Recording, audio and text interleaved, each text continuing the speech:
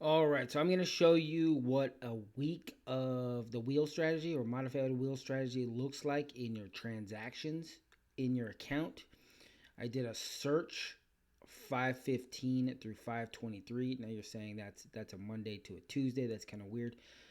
True, that is weird, but the reason I do that is because everything settles on the 23rd and actually posts to your transaction. So even though you'll see the transaction in your account, you won't actually see it in the transaction list until Tuesday from the previous week. And that's why. So here's where I had to buy Halliburton, had to buy MOS. So this is the cost of the shares. This is the cost of those shares. Removal of the option due to assignment. So I sold a put. See how? I sold a put, and this is where it got assigned. I sold a put on MOS, and then it got assigned at the strike. So these are the strikes, and these cash secured puts got assigned. Okay, this is expiration. So this is where I kept my shares of WBA. Did I sell a put or a covered call? It may have been a cash secured put. I gotta remember. WBA, maybe cash secured put, and it didn't trigger, so that expired, and I got to keep all the premium. These are just notifications. That's why they don't show an amount. They're just notifying you of what happened up here and here and why you kept the premium. This is where I bought back my two Intel calls from July, and that cost me $6. But I netted, I can't remember what I netted. I can't remember. But that's gonna post this transactions. This net's gonna post way back when I sold them, and then it shows when I close them out. It's gonna show the loss and gains for the 15th, and then the -6. So I would have to go back to when I sold them to see what premium I collected. Okay, that's where it gets kind of confusing. Um, all right, here's where I sold MOS call. Here's where I sold a Halliburton call. So this is all my premium from the week. Cleveland Cliffs, Cisco. Here's my AT&T, Key, XLU, Palantir. Here's where I got assigned for my covered calls. Okay, so my GLW at 31 got assigned, so I sold my shares at 31. So this is 31 minus the regulation fee. And I sold at 29.50. This is where this other covered call for Halliburton triggered. This is 29.50 minus the regulation fee, and same with SoFi. So this is money that these are shares that I sold. These are shares that I bought. This is the premium that I collected on the account.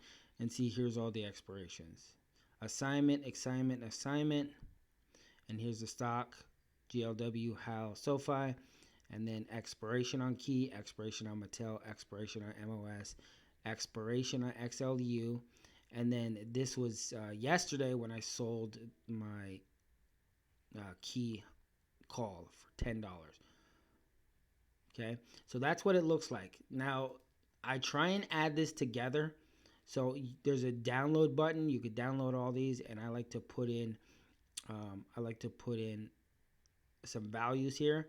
Capital used, this is the total of the buys and sells, not the net, the total. So this is all the capital that was changing hands.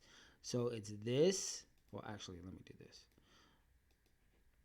So this is these I turned positive because I used that capital, and these are already positive, so I used that capital.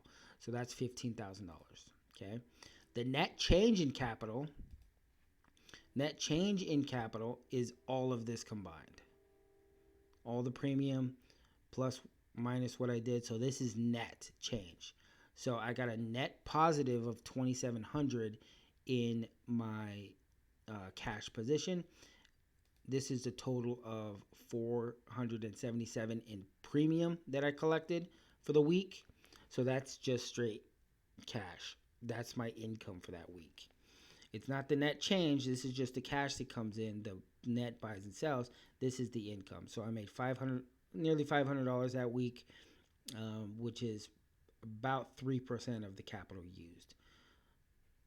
So you're saying that's a little bit of capital used, and that's it. I mean, that's a decent amount of premium. The most premium I've ever had in a week, I think, is 3,000, and the least is, I mean, almost zero. I always like to make at least one trade per week, even if there's no opportunities. So my account is based on opportunities in the stocks I like, not on trying to maximize my premium.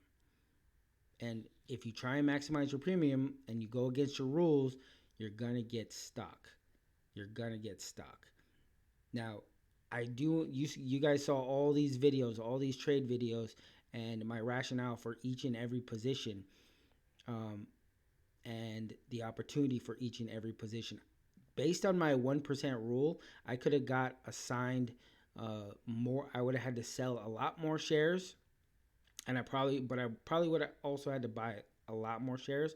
So this capital used would have swung a lot more. This could have been easily $50,000 if I didn't go by my 1% rule. So I would try and minimize the capital used. I like to get positive net changes, so I like to get rid of more stock than I buy, because that means your expirations are expiring, or your puts are expiring in the money, which is that's what, or out of the money, which is that's what you want, and then you collect the premium. So this is about average. This is actually a little on the low side. I like to do 2,000, 3,000 a month on average. So that is my wrap up for the week. That's what a week looks like in the wheel strategy.